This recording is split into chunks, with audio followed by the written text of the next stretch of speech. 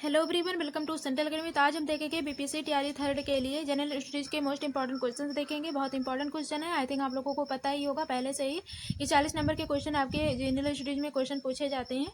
I think GK, GS, reasoning, maths के सारे question पूछे जाते हैं। बहुत इंपॉर्टेंट होता है ये वाला पार्ट। 40 नंबर के क्वेश्चन पूछे जाते हैं और आपका जो सब्जेक्ट होता है, मेन सब्जेक्ट होता है, उससे 80 क्वेश्चन पूछे जाते हैं। ठीक है, तो बहुत इंपॉर्टेंट है। तो इसमें भी क्वेश्चन जो लिए हैं हम, बहुत ज़्यादा इंपॉर्टेंट क्वेश्चन है। तो आप लोग जरूर देखिएगा वीडियो। और जो वीडियो आपने नहीं देखा है तो डिस्क्रिप्शन बॉक्स में लिंक है, वहाँ से जाइए, जाकर वीडियो जरूर देखिए। हम लोग बहुत सारे previous year question, practice set, जितने इंपॉर्टेंट क्वेश्चन है आपके एग्जाम में क्या कहते हैं आने का चांस है, तो उन क्वेश्चनों को हम लोगों ने करा दिया है। तो आप लोग अगर नहीं देखे हैं तो जाइए, जाकर वीडियो जरूर देखिए। बहुत ज़्यादा इंपॉर्टेंट क्वेश्चन हैं उसमें। तो चलिए आज का वीडियो हम स्टार्ट करते हैं। इससे पहले आपका यहाँ पे मैथ्स के क्वेश्चन है। मैथ का क्वेश्चन हम लास्ट में देखेंगे। तो हम लोग 41 नंबर से क्वेश्चन देखेंगे। तो यहाँ से आपका क्वेश्चन है, अलकनंदा और भागीरथी नदी का संगम बनता है, कहाँ बनता है? पहला है रुद्रप्रयाग, दूसरा है कर्णप्रयाग, तीसरा है देवप्रयाग। तो कहाँ पर बनेगा? तो ये देवप्रयाग पे बनेगा। कहाँ पे बनेगा एक बार आप लोग बताइएगा। तो इसमें से कौन सा वाला ऑप्शन सही होगा? तो इसमें से आपका हो जाएगा सी वाला ऑप्शन, देवप्रयाग हो जाएगा। इसका जो है सी वाला ऑप्शन राइट हो जाएगा। नेक्स्ट क्वेश्चन है आपका, गढ़ केसरी के नाम से जो व्यक्ति प्रसिद्ध था वह कौन है? तो पहला है गोविंद वल्लभ पंत, दूसरा है जोधा सिंह नेगी, और सी है मुकुंदी लाल, और डी है उपर्युक्त में से एक से अधिक, ई है उपर्युक्त में से कोई भी नहीं। तो इसमें से आपका ई वाला ऑप्शन राइट हो जाएगा, उपर्युक्त में से कोई नहीं। ठीक है, जो गढ़ केसरी के नाम से जाने वाला उत्तराखंड के गढ़वाल क्षेत्र के महत्वपूर्ण स्वतंत्रता सेनानी थे और उन्हें अनुसुईया प्रसाद बहुगुणा के नाम से जाना जाता था। ठीक है, तो इसका जो है आपका ई वाला ऑप्शन राइट हो जाएगा। इसमें से कोई भी ऑप्शन नहीं होगा। गोविंद वल्लभ पंत है और जोधा सिंह नेगी है, मुकुंदी लाल है, इनमें से कोई भी ऑप्शन राइट नहीं है। इस कारण आपका यहाँ पे ई वाला ऑप्शन राइट हो जाएगा। अगला देखेंगे, अगला है आपका, टिहरी राज्य का भारतीय संघ में विलीनीकरण का वर्ष है। तो विलीनीकरण का वर्ष कब है? यहाँ पे पहला है 1920, दूसरा है 1932, तीसरा है 1949, जी है उपयुक्त में से एक से अधिक। तो इसमें से आपका कौन सा वाला ऑप्शन राइट होना चाहिए? तो इसमें से आपका हो जाएगा 1949 हो जाएगा। ठीक है, जो टिहरी राज्य का भारतीय संघ का विलय वर्ष जो था वो 1949 में किया गया था। और इस समय गढ़वाल में परमार वंश के जो शासक थे वो मनवेंद्र शाह का शासन था। ठीक है, शासन था। तो यहाँ पे आपका सी वाला ऑप्शन सही हो जाएगा। अगला क्वेश्चन है आपका, इसमें अजमल अमीर कशाब को फांसी किस दिन दी गई थी? पहला है 21 नवंबर 2012, दूसरा है 18 नवंबर 2012, सी है 15 नवंबर 2012 को। तो कब फांसी दी गई थी? तो इसका जो है आपका पहला वाला सही हो जाएगा, 21 नवंबर 2012 को फांसी दी गई थी। ठीक है, तो इसका फर्स्ट वाला आंसर आपका राइट हो जाएगा। अगला देखेंगे, तो अगला क्वेश्चन है आपका, बद्रीनाथ धाम उत्तराखंड के किस जिले में स्थित है? चमोली जिले में, कि अल्मोड़ा जिले में, कि रुद्रप्रयाग में? कहाँ पर स्थित है? तो ये क्या कहते हैं आपका चमोली जिले में स्थित है। ठीक है, तो आपका यहाँ पे फर्स्ट वाला आंसर राइट हो जाएगा। नेक्स्ट क्वेश्चन देखेंगे, तो नेक्स्ट है आपका, अशोक किस राजवंश से संबंधित है? तो जो अशोक थे वो किस राजवंश से संबंधित है? पहला है वर्धन, दूसरा है कुषाण, और सी है गुप्त, और डी है उपर्युक्त में से एक से अधिक, उपर्युक्त में से कोई नहीं। तो इसमें से कौन सा आंसर आपका सही होगा? तो इसमें से कोई भी आंसर सही नहीं है। इस कारण यहाँ पे आपका ई वाला आंसर राइट हो जाएगा। ठीक है, जो अशोक जो थे वो मौर्य वंश से आई थिंक मौर्य वंश राजवंश से संबंधित थे। और ये क्या कहते हैं, मौर्य राजा बिंदुसार के पुत्र थे। ठीक है, जिसको आप लोग ध्यान रखिएगा, बिंदुसार के पुत्र थे। और इनके जो उत्तराधिकारी थे वो 269 ईसा पूर्व में मगध की राजगद्दी पर बैठ गया था। ठीक है, तो ये चीज़ों को आप लोग ध्यान रखिएगा, एग्जाम में पूछा जा सकता है। कोई भी क्वेश्चन कैसे भी करके घुमा के पूछा जा सकता है, इसलिए आप लोग ध्यान रखिएगा, एग्जाम में पूछा जा सकता है। नेक्स्ट क्वेश्चन देखेंगे हम लोग। तो अगला है यहाँ पे, निम्नलिखित में से कौन सी लड़ाई 1527 ईस्वी में बाबर और राजपूत के मध्य लड़ी गई थी? तो कब लड़ी गई थी? पहला है पानीपत का प्रथम युद्ध, दूसरा है खानवा का युद्ध, तीसरा है चंदेरी का युद्ध, और डी है उपर्युक्त में से एक से अधिक, उपर्युक्त में से कोई नहीं। तो ये था आपका यहाँ पे खानवा का युद्ध। ठीक है, जो खानवा का युद्ध था वो 17 मार्च 1527 में लड़ी गई थी। किसके बीच लड़ा गया था? तो इस लड़ाई में जो था बाबर वो जीता था। ठीक है, बाबर विजयी हुए थे। तो इस अवसर पर जो बाबर थे उन्हें गाजी की उपाधि धारण की थी उन्होंने। ठीक है, इस अवसर पर। तो यहाँ पे आपका बी वाला आंसर राइट हो जाएगा। तो इस युद्ध को कहते हैं, खानवा के युद्ध के नाम से जाना जाता है।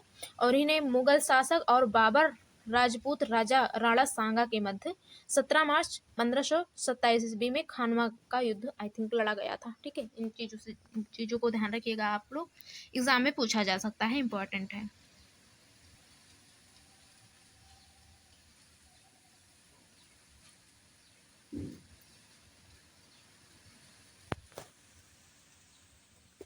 अगला क्वेश्चन देखेंगे हम लोग।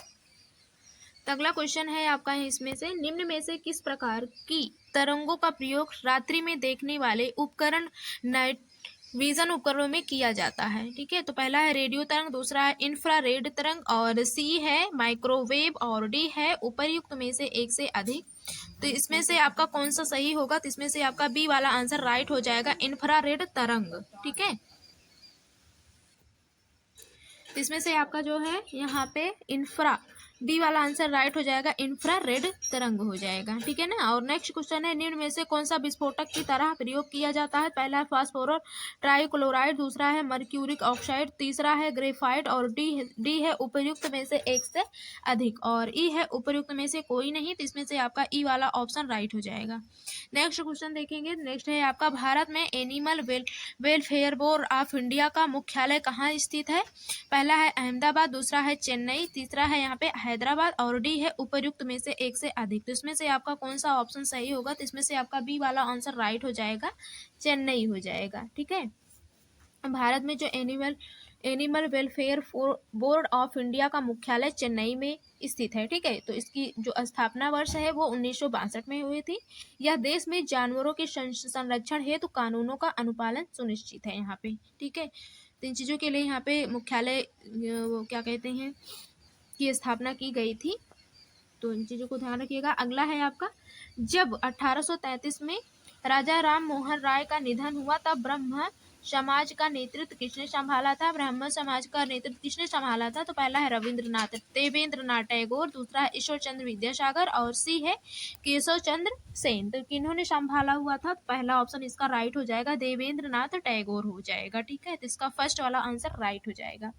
तो इसका हो जाएगा 1833 में ब्रह्म समाज के संस्थापक राजा राम मोहन राय के निधन के पश्चात इसका नेतृत्व रविंद्रनाथ टैगोर के पिता महर्षि देवेंद्र नाथ टैगोर 1817 से 1905 में संभाला था। ठीक है, तो इसका आपका फर्स्ट वाला आंसर राइट हो जाएगा। नेक्स्ट क्वेश्चन हम लोग देखेंगे। अगला है, प्रसिद्ध हजारा राम मंदिर किसके शासनकाल में बना था? किसके शासनकाल में बना हुआ था? तो देव राय प्रथम, और सी है यहाँ पे कृष्णदेव राय। यहाँ पे थोड़ा सा धुंधला दिखाई दे रहा है, आप लोग एक बार देख लीजिएगा, जूम कर लीजिएगा थोड़ा सा। तो इसका कौन सा आंसर आपका राइट होगा? तो इसका आपका सी वाला हो जाएगा, कृष्णदेव राय की। ठीक है, तो इसका आपका सी वाला ऑप्शन राइट हो जाएगा। अगला देखेंगे, निम्न में से किसने सन 1936 में इंडिया पेंटेड लेयर पार्टी की स्थापना की? पहला है सी राजा, दूसरा है डॉक्टर बी आर अम्बेडकर, और सी है गांधी जी, और डी है उपर्युक्त में से एक से अधिक। इसका आपका बी वाला आंसर राइट होगा, डॉक्टर बी आर अम्बेडकर हो जाएगा। ठीक है ना। और नेक्स्ट है, प्रकाश संश्लेषण एक क्रिया है जिसमें एटीपी का उत्पादन होता है, दूसरा है NADH का NAD में अपचयन होता है, और सी है कार्बन डाइऑक्साइड का अपचयन होता है। तो क्या होगा इसका आपका सी वाला ऑप्शन राइट होगा, कार्बन डाइऑक्साइड का अपचयन होता है। ठीक है, तो आपका यहाँ पे सी वाला आंसर राइट हो जाएगा। नेक्स्ट देख लेंगे क्वेश्चन। तो नेक्स्ट है आपका, विश्व में सबसे अधिक उगाई जाने वाली अन्न की फसल कौन सी है? तो पहला है गेहूं, दूसरा है चावल, और सी है जौ। तो इसमें से कौन सा वाला आपका ऑप्शन सही होगा? तो इसमें से आपका बी वाला आंसर राइट हो जाएगा, चावल हो जाएगा। सबसे अधिक चावल की फसल उगाई जाती है। तो नेक्स्ट है आपका, APSR किसका नाम है? तो किसका नाम है? न्यूक्लियर रिएक्टर का, ट्रेन का, हवाई जहाज का, और उपयुक्त में से एक से अधिक। तो इसका हो जाएगा न्यूक्लियर रिएक्टर का। ठीक है, न्यूक्लियर रिएक्टर का होगा आपका यहाँ पे फर्स्ट वाला आंसर राइट हो जाएगा। ठीक है, जो अप्सरा है यहाँ पे जो लिखा हुआ है APSARA, आई थिंक अप्सरा किसका नाम है? तो अप्सरा भारत द्वारा निर्मित पहला न्यूक्लियर रिएक्टर है। तो आप लोग ध्यान रखिएगा, बहुत इंपॉर्टेंट क्वेश्चन है, आपके एग्जाम में पूछा जा सकता है। इसका निर्माण वार्क द्वारा वर्ष 1956 में किया गया था। किसके द्वारा? वार्क के द्वारा। तो नाम भी आप लोग ध्यान रख लीजिएगा, थोड़ा सा एग्जाम में पूछा जा सकता है, वार्क के द्वारा। तो 58 नंबर क्वेश्चन है यहाँ पे आपका, मालगुडी डेज किसने लिखी है? तो पहला है सरोजिनी नायडू, दूसरा है RK नारायण, और सी है मदर टेरेसा, और डी है उपर्युक्त में से एक से अधिक।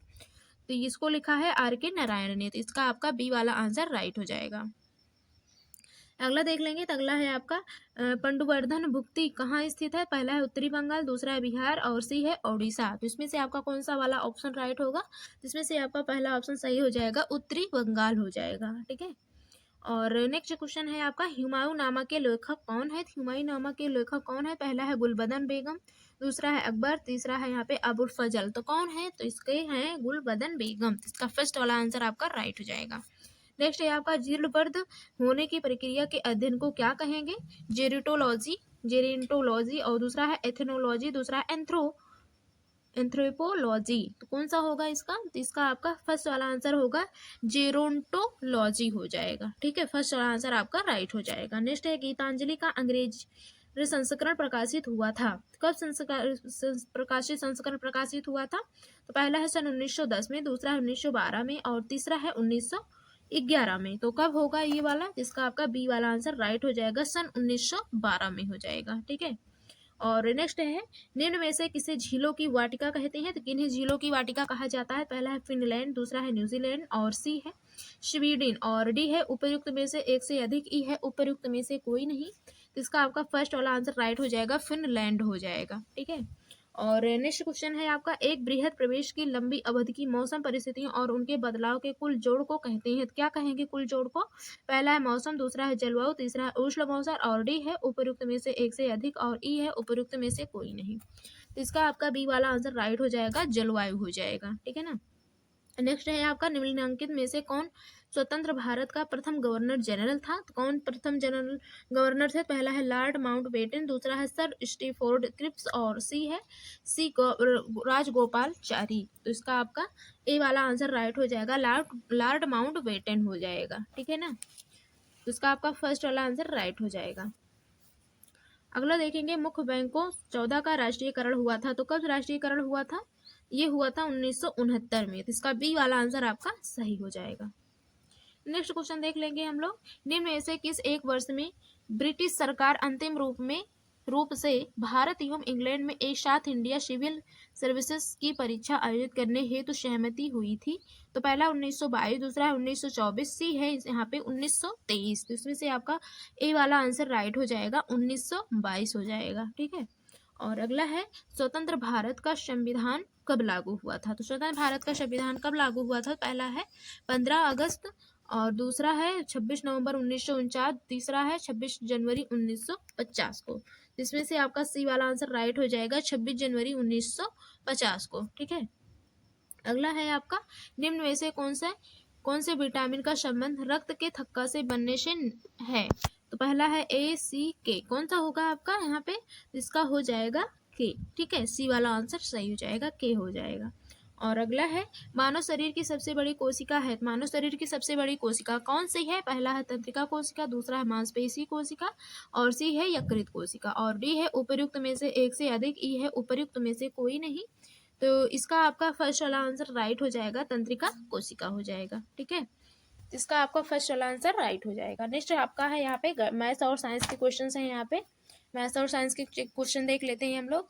यहाँ पे आपको 7 सेंटीमीटर त्रिज्या वाले एक वृत्त की परिधि ज्ञात करना है, जो कि 56 सेंटीमीटर। यहाँ पे इतना आंसर लाने हैं। तो कैसे हल किया जाएगा यहाँ पे? तो आप लोग एक बार वो क्या कहते हैं फार्मूला लगा दीजिएगा। वृत्त की परिधि की क्या होता है फार्मूला? 2πr होता है। ठीक है। तो इस पर आप लोग रख करके हल कर लीजिएगा। यहाँ पे हो जाएगा 2 और पाई का यहाँ पे क्या होता है? 22/7 होता है इसका मान। और गुणे यहाँ पे 7 दिया हुआ है, 7 सेंटीमीटर की त्रिज्या है।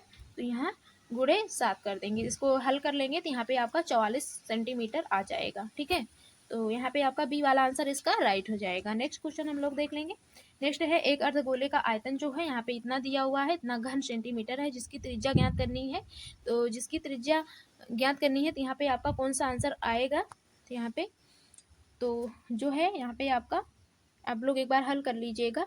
घन में करना है तो घन में आप लोग यहाँ पे क्यूब में करके हल कीजिएगा। 153 क्यूब माइनस 115। ठीक है। तो ऐसे करके आप लोग क्यूब में करके हल कीजिएगा। तो यहाँ पे इकाई का मान यहाँ पे क्या आएगा? यहाँ पे चंद्रगुप्त सेकंड, दूसरा है कुमारगुप्त और सी है अश्वनगुप्त और डी है चंद्रगुप्त। तो इसमें से आपका कौन सा वाला ऑप्शन राइट होगा? तो इसमें से आपका फर्स्ट वाला आंसर राइट हो जाएगा। ठीक है ना। हो जाएगा आपका चंद्रगुप्त सेकंड हो जाएगा, ठीक है। और नेक्स्ट है आपका भारत का प्रथम उपग्रह छोड़ा गया, तो पहला है 30 अगस्त 1983 को, दूसरा है 1 अप्रैल 1982 को, और सी है 19 अप्रैल 1975 को, और डी है उपर्युक्त में से एक से अधिक, उपर्युक्त में से कोई नहीं। तो इसमें से आपका कौन सा वाला ऑप्शन राइट होगा, तो इसमें से आपका सी वाला ऑप्शन राइट हो जाएगा 19 अप्रैल 1975 को, ठीक है। नेक्स्ट क्वेश्चन है आपका, भक्ति आंदोलन का प्रवर्तक निम्न में से किसे माना जाता है। तो भक्ति आंदोलन के प्रवर्तक को निम्न में से किन्हें माना जाता है, तो इसमें से आपका कौन सा वाला ऑप्शन राइट होगा, तो आप लोग एक बार कमेंट करके जरूर बताइएगा कि इसमें से आपका कौन सा आंसर सही होगा। इसमें पहला है, इसमें से आपका कौन सा वाला ऑप्शन सही होगा, तो इसमें से आपका जो है यहाँ पे बी वाला आंसर राइट हो जाएगा, रामानुजाचार्य हो जाएगा, ठीक है।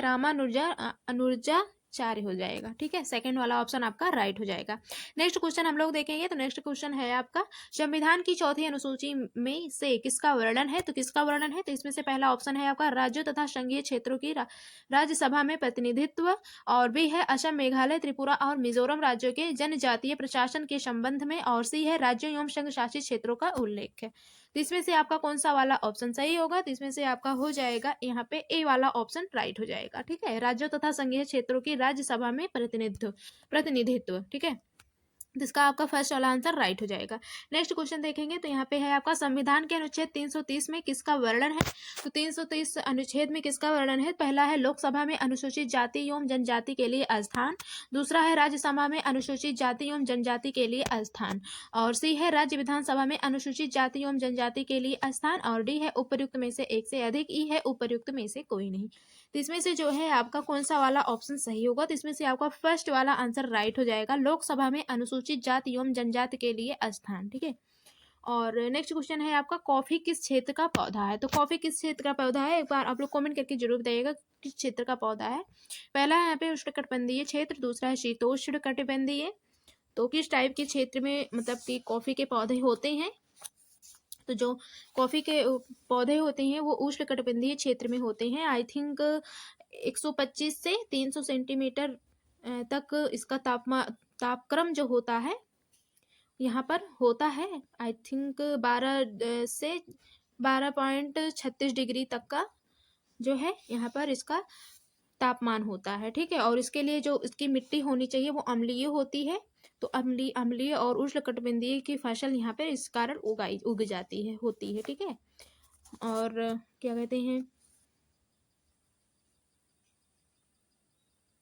इसलिए कॉफी की फसल उगाने के लिए आर्द्र एवं गर्म मौसम की आवश्यकता होती है, ठीक है। तो इसका जो है फर्स्ट वाला आंसर आपका राइट हो जाएगा। नेक्स्ट देखेंगे हम लोग, तो नेक्स्ट क्वेश्चन है आपके यहाँ पे, नेक्स्ट है मालविकाग्नि मित्र, क्या है इसमें, मालविकाग्नि मित्र किसने लिखा है। तो किसने लिखा है, पहला है कालिदास, दूसरा है रैदास, और सी है नानक, और डी है उपर्युक्त में से एक से अधिक, ई है उपर्युक्त में से कोई नहीं। तो इसमें से आपका ए वाला ऑप्शन सही हो जाएगा, कालिदास हो जाएगा, ठीक है। और नेक्स्ट है आपका 1919 में रॉलेट एक्ट किसके लिए प्रसिद्ध हुआ था, किसके लिए रॉलेट एक्ट प्रसिद्ध हुआ था। पहला है जलियांवाला बाग हत्याकांड के कारण, दूसरा है संदेश के आधार पर गिरफ्तारी, और सी है असहयोग के आंदोलन के लिए, और डी है उपर्युक्त में से एक से अधिक, उपर्युक्त में से कोई नहीं। तो इसका जो है बी वाला आंसर राइट हो जाएगा, संदेश के आधार पर गिरफ्तारी हो जाएगा, ठीक है। और नेक्स्ट है आपका खिलाफत आंदोलन के अग्रणी नेता कौन थे। तो खिलाफत आंदोलन के अग्रणी नेता कौन थे, पहला है अली बंधु, और बी है चित्तरंजन दास, और सी है सुभाष चंद्र बोस, और डी है उपर्युक्त में से एक से अधिक, ई है उपर्युक्त में से कोई नहीं। तो इसका आपका फर्स्ट वाला आंसर राइट हो जाएगा, अली बंधु हो जाएगा, ठीक है। और नेक्स्ट है आपका निम्न में से सर्वाधिक प्राचीन पुराण है। तो इसमें से कौन सा पुराना पुराण है, पहला है ब्रह्म पुराण, दूसरा है वामन पुराण, और सी है विष्णु पुराण, और डी है उपर्युक्त में से एक से अधिक। तो कौन सा सबसे पुराना पुराण है, तो ब्रह्म पुराण है, ठीक है। सबसे प्राचीन और सबसे पुराना जो पुराण है इसमें से वो ब्रह्म पुराण है, ठीक है। और अगला है आपका, भारत का मानक समय जिस देशांतर रेखा के तुल्य है वह रेखा निम्न में से किस शहर के पास होकर गुजरती है। पहला है भोपाल, दूसरा है इलाहाबाद, और सी है जयपुर, और डी है उपर्युक्त में से एक से अधिक, ई है उपर्युक्त में से कोई नहीं, ठीक है। तो इसका आपका बी वाला आंसर राइट हो जाएगा, इलाहाबाद नैनी हो जाएगा, ठीक है। बी वाला आंसर आपका सही हो जाएगा। और नेक्स्ट हम लोग देख लेंगे, तो नेक्स्ट है आपका पृथ्वी का निकटतम ग्रह है। तो पृथ्वी के निकट सबसे निकट ग्रह कौन सा है? बुध है कि मंगल है कि शुक्र है? कौन सा ग्रह रहेगा? तो जो है शुक्र रहेगा। पृथ्वी के सबसे निकट जो ग्रह है वो कौन सा है? वो पृथ्वी, वो आई थिंक सॉरी यहाँ पे हो जाएगा शुक्र। ठीक है, शुक्र होगा। जो पृथ्वी की दूरी है ग्रहों की स्थिति के अनुसार, जैसे कि यहाँ पे इसका श्रेणी क्रम में कौन सा ग्रह सबसे पहले आएगा नज़दीक में, तो सबसे निकटतम में शुक्र रहेगा, उसके बाद निकटतम में मंगल रहेगा, उसके बाद बुध रहेगा, फिर बृहस्पति, फिर शनि, यूरेनस, फिर नेपच्यून हो जाएगा। ठीक है, तो इसका आपका यहाँ पे सी वाला आंसर राइट हो जाएगा, शुक्र हो जाएगा। ठीक है ना। नेक्स्ट हम लोग देखेंगे, एक सामान्य व्यक्ति के लिए अस्पष्ट दृष्टि की न्यूनतम दूरी होती है। अस्पष्ट दृष्टि की न्यूनतम दूरी कितनी होगी? पहला है 10 सेंटीमीटर, दूसरा है 25 सेंटीमीटर, सी है 50 सेंटीमीटर। ठीक है, तो उसमें से आपका 25 सेंटीमीटर होगा। ठीक है, न्यूनतम दूरी जो होगा सामान्य व्यक्ति के लिए वो 25 सेंटीमीटर होता है। ठीक है, तो आप लोग ध्यान रखिएगा, इंपॉर्टेंट है, आपके एग्जाम में पूछा जा सकता है। तो अगला देखेंगे हम लोग। अगला क्वेश्चन है आपका, पके हुए अंगूरों में होता है फ्रक्टोज होता है कि ग्लूकोज होता है, ग्लैक्टोज होता है? क्या होता है पके हुए आंवला, आई थिंक अंगूरों में, सॉरी अंगूर पूछा है यहाँ पे, तो पके हुए अंगूरों में जो होता है वहाँ पे फ्रैक्टोज होता है। ठीक है, फर्स्ट वाला आंसर राइट हो जाएगा। नेक्स्ट देखेंगे, नोबेल पुरस्कार अल्फ्रेड नोबेल के नाम पर शुरू हुए जिन्होंने खोज किया था, वो है हवाई जहाज की, दूसरा है डायनामाइट की, और सी है सेफ्टी लैंप की, और डी है उपर्युक्त में से एक से अधिक, उपर्युक्त में से कोई नहीं। तो इसका आपका बी वाला आंसर राइट हो जाएगा, डायनामाइट हो जाएगा। ठीक है, और नेक्स्ट है आपका पृथ्वी का विषुवतीय व्यास है। तो पृथ्वी का विषुवतीय व्यास क्या है?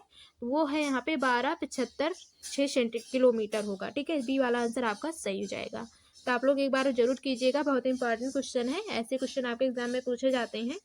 ठीक है, जरूर हल कीजिएगा आप लोग।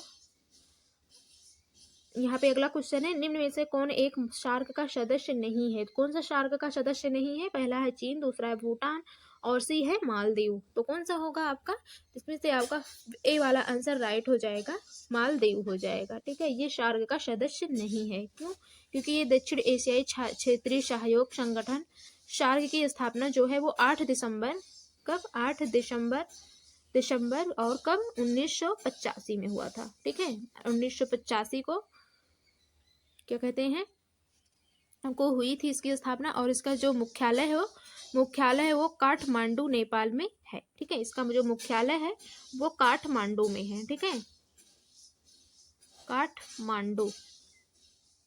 आप लोग इन चीजों को ध्यान रखिएगा, आपके एग्जाम में पूछा जा सकता है। तो इसके जो सदस्य हैं देशों की संख्या में, जैसे कि भारत आ जाएगा, पाकिस्तान, नेपाल, भूटान, बांग्लादेश, श्रीलंका, मालदीव और अफगानिस्तान होगा। ठीक है, तो इसका जो है आपका यहाँ पे सी वाला आंसर राइट हो जाएगा। तो आप लोग इन चीज़ों को ध्यान रखिएगा, आपके एग्जाम में पूछा जा सकता है।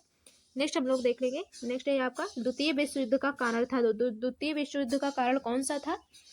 यहाँ पे है आपका वर्साय की पक्षपात पूर्ण संधि, और बी है संयुक्त राष्ट्र संघ की स्थापना, और सी है गुप्त सैन्य समझौते, और डी है उपर्युक्त में से एक से अधिक। तो इसमें से आपका कौन सा वाला ऑप्शन राइट होगा? तो इसमें से आपका बी वाला आंसर राइट हो जाएगा, संयुक्त राष्ट्र संघ की स्थापना। ठीक है, तो यहाँ पे आपका बी वाला आंसर राइट हो जाएगा। नेक्स्ट क्वेश्चन हम लोग देख लेंगे। नेक्स्ट क्वेश्चन है आपका, जब किसी पिंड को किसी तरल में असतः या पूर्णतः डुबोया जाता है तो पिंड पर लगने वाले उत्प्लवन बल की दिशा होती है। तो पहला है यहाँ पे ऊर्ध्वाधर मुखी, दूसरा है अधोमुखी, और सी है अनियमित। इसमें से आपका कौन सा वाला ऑप्शन सही होगा? तो इसमें से जो है आपका यहाँ पे ए वाला ऑप्शन राइट हो जाएगा, ऊर्ध्वाधर मुखी हो जाएगा, ऊर्ध्वमुखी हो जाएगा। ठीक है ना, तो यहाँ पे आपका फर्स्ट वाला आंसर राइट हो जाएगा। इसके आगे हम लोग कल देखेंगे। आज के लिए बस इतना ही, तब तक के लिए धन्यवाद, मिलती है नेक्स्ट क्लास में।